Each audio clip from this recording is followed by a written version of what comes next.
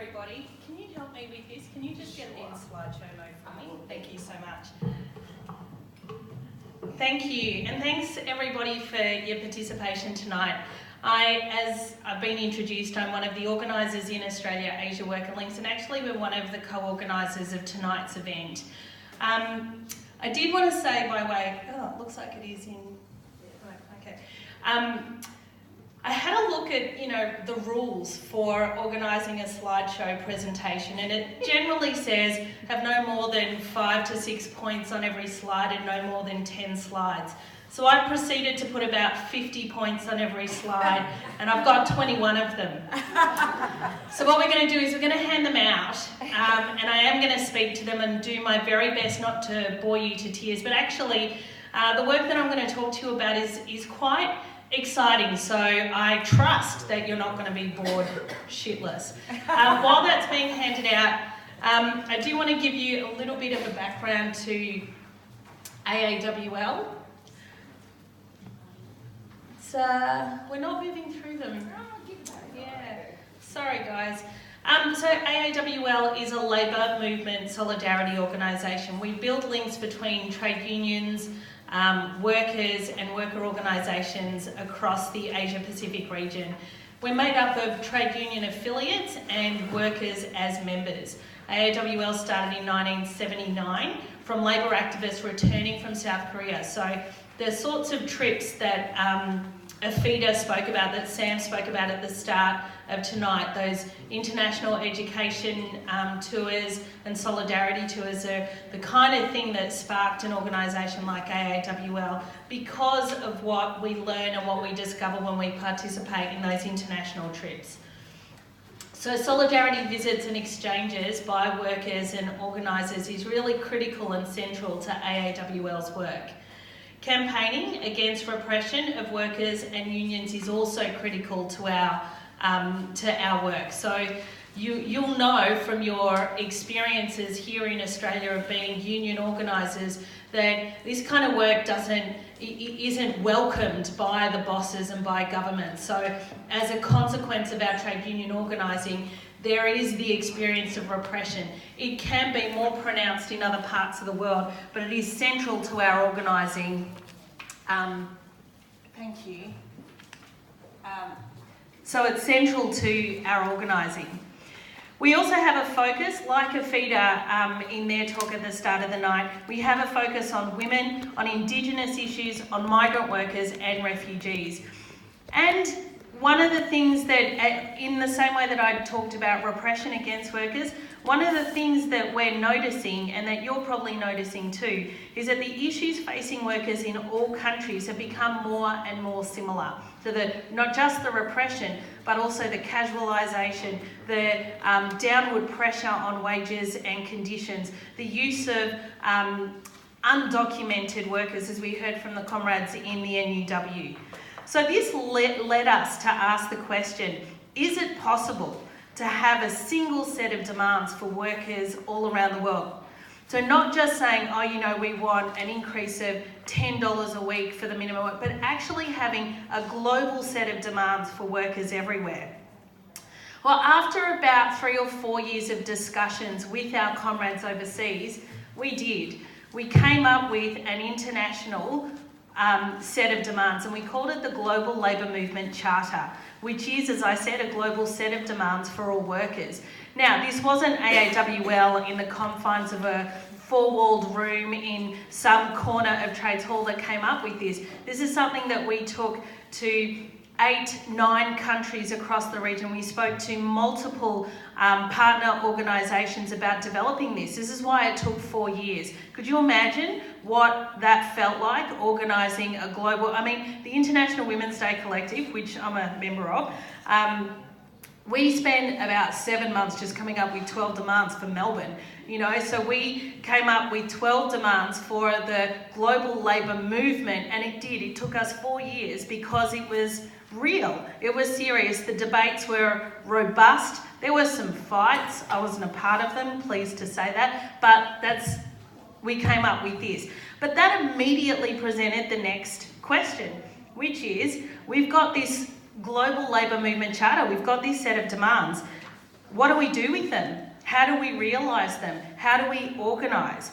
So all of this came out of those discussions, and we started to think about what does it actually take to go from the campaigns that our comrades talked about, organising farm workers who are the people that bring fresh food to your table, right? So those workers, the exploitation that they experience, the comrades who are organising in the tea plantation industry, how does it, so from that production to your table, how do we organise in those industries for rights? How do we connect all of those struggles?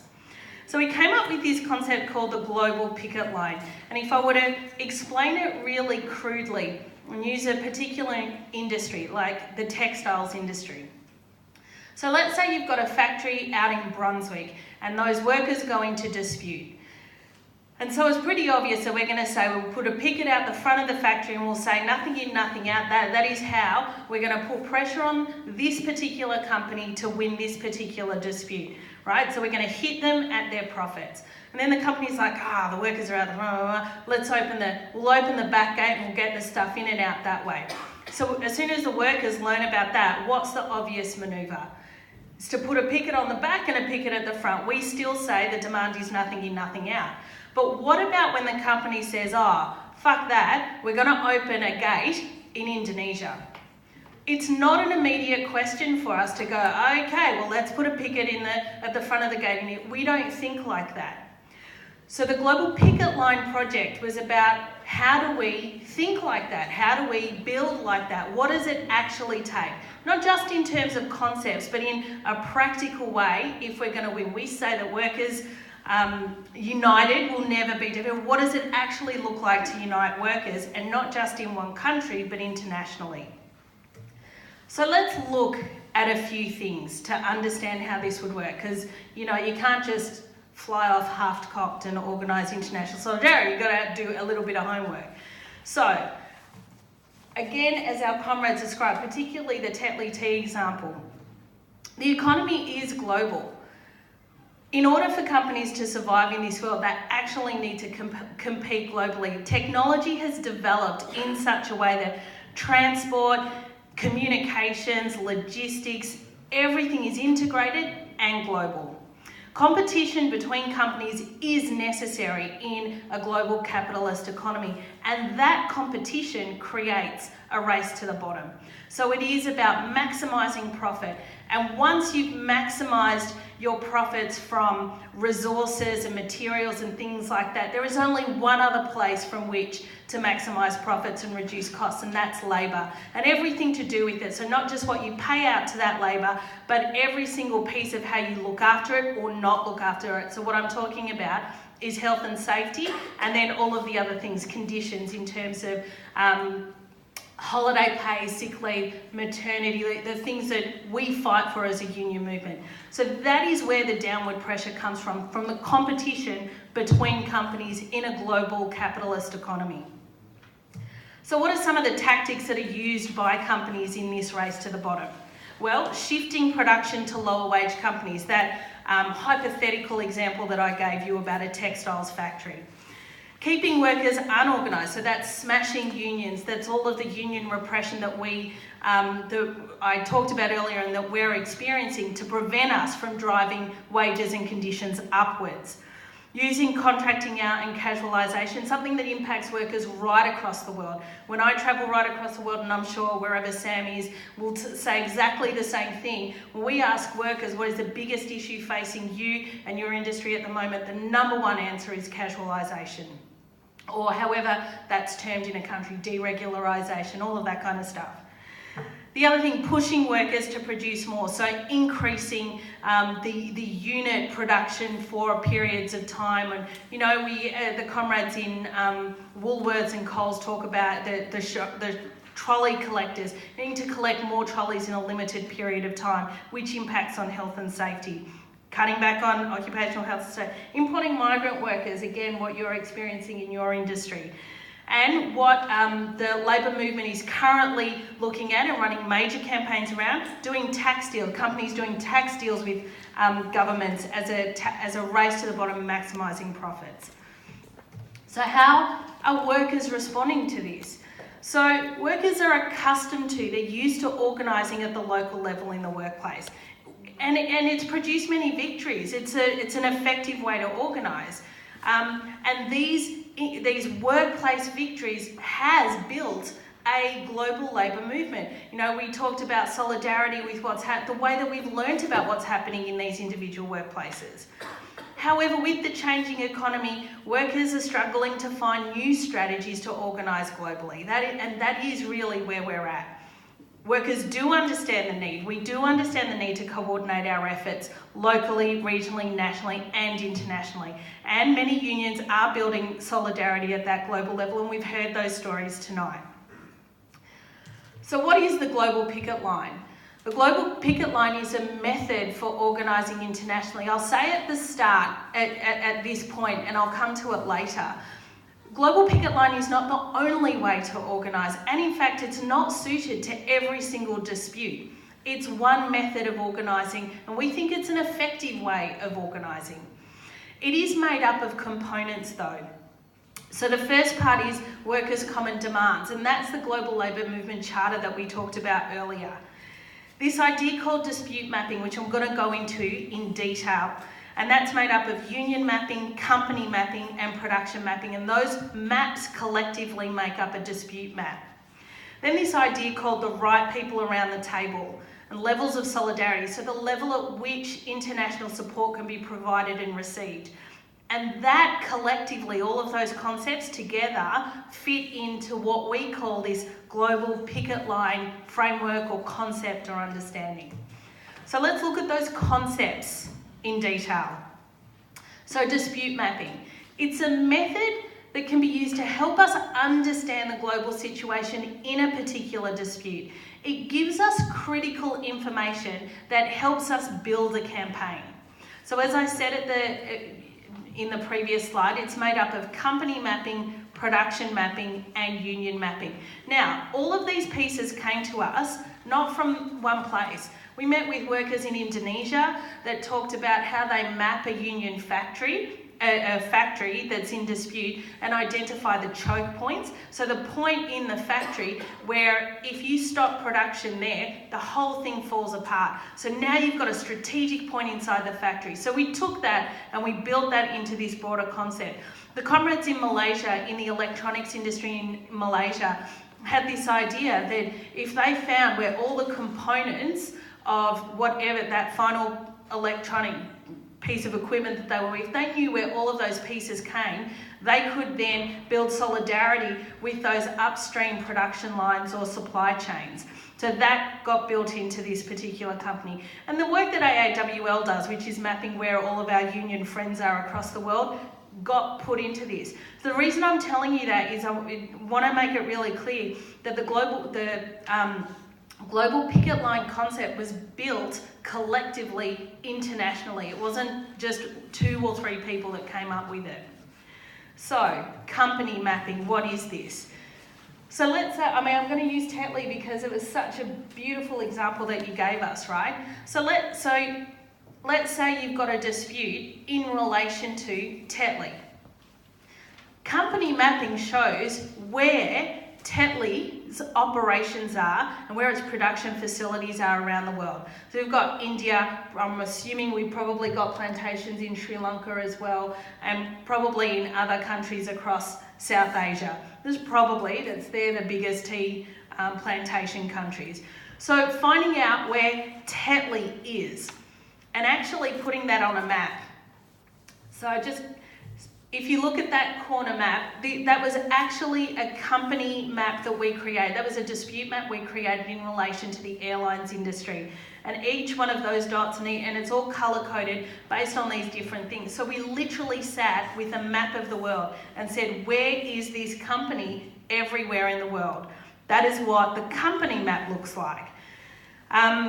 Most of it you can generate from Google because everybody's so proud of their size that they just publish it all over the internet. So it's not hard to find that information if you've got the internet. Now, admittedly, a lot of our comrades are in parts of the world where they don't have a clear and solid line. So part of building a global picket line is finding where your resources are and actually getting people, you know, who have a nice, strong, solid internet connection to do that kind of work.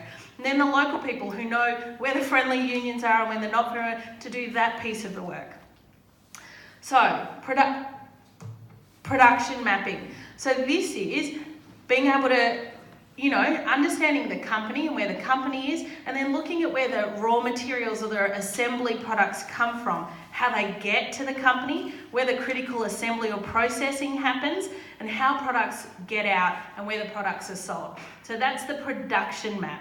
So now you can start to see how this is working together. We've got an idea of where the company is. We've got an idea of where all the stuff comes from, because again, the global economy means you don't produce everything in one factory or one area, one export processing zone, for example, which are proliferating right across Asia.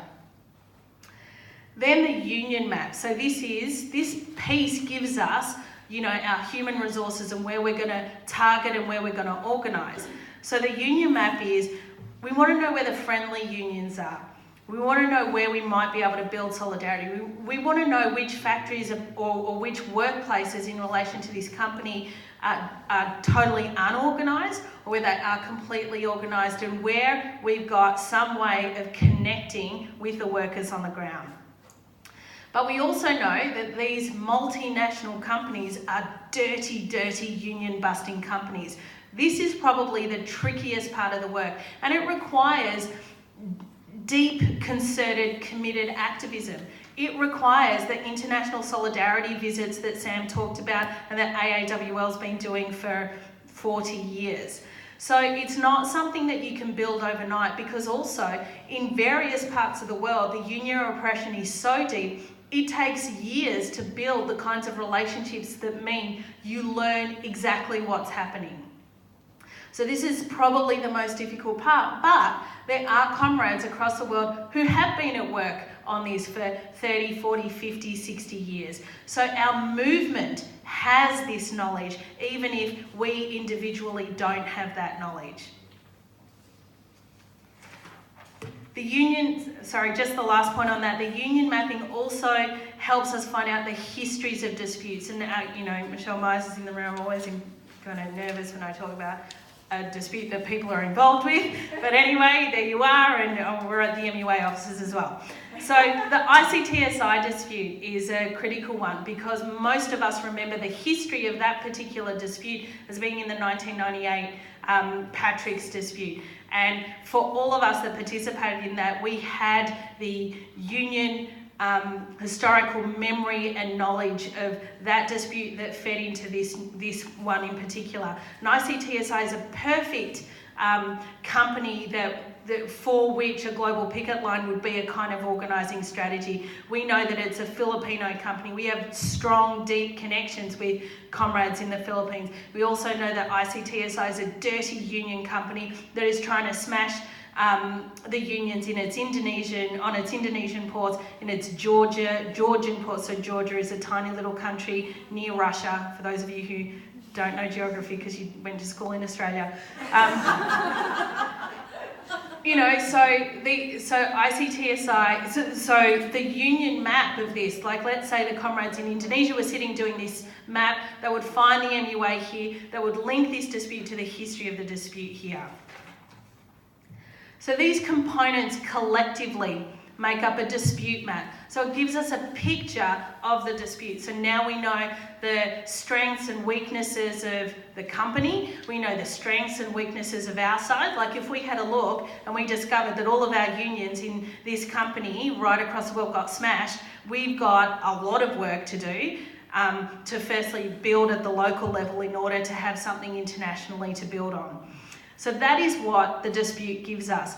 But it also gives us an idea of who to talk to and where to start. So this is that concept, and sorry, it doesn't have the right title, but when we looked at the overall map, one of the things I wrote on that was the right people around the table. So who are the right people around the table? The dispute map gives us that. And really, what we're looking at are leaders and activists that are strategically placed to take that dispute forward.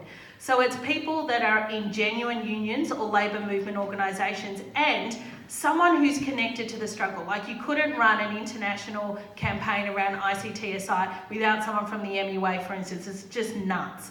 So the dispute map gives us that information. They need to be involved in the dispute. They also need to be able to discuss possible solidarity campaigns with other workers in genuine unions in the same company. So let's say, this is hypothetical, I swear to God, all right, just in case. So nervous, you make me so nervous. Let's say the MUA was like, fuck internationalism, we're just going to focus into it. Like that, then they are not placed to have this discussion because they're not internationalist in outlook. Like, then that becomes the conversation that's required. So the right people around the table are, genuine unions and labour movement organisations and activists. They're involved in the dispute and we're able to have this discussion with them. Like, there's some opening for a discussion about internationalism. So then the next question is, once we've done all of this, what do we do with all of these people? So everybody's sitting around a table, now what do we talk about? So we said, and this is a concept that came out of many, many conferences, right? And like, we had this international conference, we had like people from Sri Lanka, people from Malaysia, people from South Korea, and it was almost like a light bulb moment for us when this concept, when it came out in the discussions. So we've said, and it's not the truth, but if you relate to it like it might offer something meaningful to the way we organise, I think it can be quite powerful. We decided that there were ways to describe solidarity in terms of levels, right? And the levels are about impact and effort and effectiveness. So the levels aren't always separate from each other, and you can use more than one strategy and they can intersect. It's not, it's not clean cut. But if you look at it as those levels, the objective roughly is to increase the levels of solidarity that we provide or that we participate in any given dispute. So what are these levels? Solidarity messages is level number 1, right? This is where workers support other workers. You send solidarity messages. It's really important. When I went to the Philippines in 2006, and Nestle had been on strike for 4 years. The leader of that union had been murdered maybe 6 or 7 months before I went to the Philippines, right? And I went and I visited them on the Picketline. The AMWU goes to the Philippines once a year for a particular event called the International Solidarity Affairs, right? So you rock up on this picket line, they hear your accent, they go, oh, you're Australian, the AMWU, and then they show you every single AMWU sticker that they've got, that they've like plastered the picket line with. And they talk about the impact of receiving those messages and that kind of support. It is really important for morale. When I went out and visited the Longford workers, this is the same deal. Like, they were talking about the support and the solidarity messages they got, and people light up when they know that others, especially from across the world, are thinking about them and wrote a message. Despite how much the internet has connected us, when you get one of those messages, it really makes a difference. And in terms of the outcome of the dispute, it doesn't have that great an impact. And that is not to minimise solidarity messages, but it is to have a realistic appraisal of the difference that solidarity messages do and don't make to a dispute. Now, I also wanted to say Labour Start, AAWL's Mini News, these are examples of labour movement structures that regularly promote solidarity messages and things like that. So we participate in it, recognising the importance and the limitations of it. I need to wrap up. No, just get...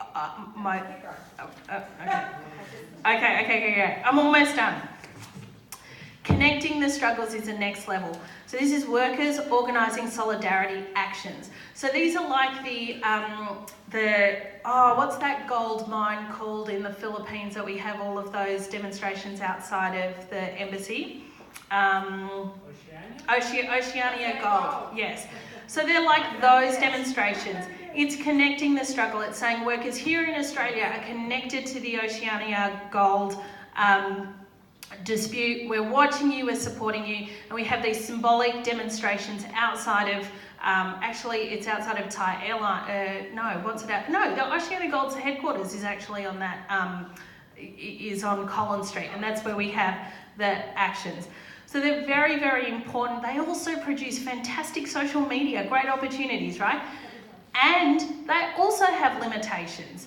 So it puts pressure, it says to the company, we're watching, and it doesn't go all the way in relation to altering the trajectory of the dispute. Joint actions is the next level. So this is where workers' solidarity becomes stronger. These are planned, coordinated activities in more than one country that target a particular company or industry or issue. The MUA, the 1998 MUA dispute, is a very, very clear example of this. There was another campaign. This was the global minimum, it was the living wage campaign in Cambodia. So this came out of the textiles industry, where textiles workers in Cambodia were calling for a 177, I think, US dollar increase to their minimum wage per month. And it suddenly stopped being a textile industry campaign and became an industry-wide campaign in Cambodia. So it was calling for a national minimum wage in Cambodia. And very soon afterwards, neighbouring countries got involved in that campaign too. So it became a joint action type of campaign that put a lot of pressure. Now, I mean, that was a fucking brutal campaign. 2 women were murdered by the police during one of those demonstrations when the police force opened fire on their demonstration, and then 21 of them were arrested and put into prison, and then we campaigned for their release. So it was a really, really hard campaign, but it is a demonstration of the joint action concept. And then finally, what we would say is the highest level of international solidarity is one struggle. This is where workers develop a common set of demands for the company or industry in workplaces over many different countries. We kind of achieve this a little bit. I'm going to talk about the asbestos campaign I'll come to, which is what we've listed there. But this is also an NUW campaign, which was in relation to, what's that soy company? The most common soy milk, Vitasoy. So this was in relation to Vitasoy. And workers here in Australia that manufactured Vitasoy learned that their comrades, and I can't remember what country the comrades were in, Hong Kong, who were fighting for a wage increase. So the workers here said in their EBA, in the Australian EBA, they said Vitasoy must pay our Hong Kong counterparts the demand that they're fighting for. So that is one struggle. We're saying we're not different from our Hong Kong comrades, it's the same, so recognise it in our EBA. That is the kind of thing we're looking at in relation to one struggle. So the Stop Asbestos campaign is an area where we have achieved that, where there is unanimous agreement among worker organisations across the world that we want to ban on asbestos. It is not good for workers, no matter how you cut it, no more asbestos. And that is a single campaign and demand that we're fighting for internationally. So as I said before, the global picket line is not suited to every dispute. For a global picket line to be effective, the dispute needs to involve a global company with global production and supply chains, things like manufacturing, maritime, airlines, logistics, mining, those kinds of industries. And there needs to be some level of organising in significant parts of the company and in the industry. If there's no level of organisation, the first task is organise locally. You get those workplaces organised because there's no entry point. There's no one to connect with. So if workers aren't organised at the local level, the dispute is unlikely to succeed. So what can workers do? First, join the union. Workers must be in a union to change anything. For any change to happen, it comes from the organised working class. So right now, the organised working class is organised in unions. But what can we ask union activists to do? Map the companies, strengthen industry and international solidarity links, deep, real, long-term relationships, connect the struggles and coordinate the actions. So my question for you is, can we use a global picket line to campaign for wins in occupational health and safety, for wages, like a minimum wage globally? We've looked at that, it's really tough, by the way. Hours of work per day, per week, annual leave provision, secure employment, the demands that all workers across the world have. How can we achieve this, and how do we build the links and structures across countries that connect workers and activists more effectively? Thank you.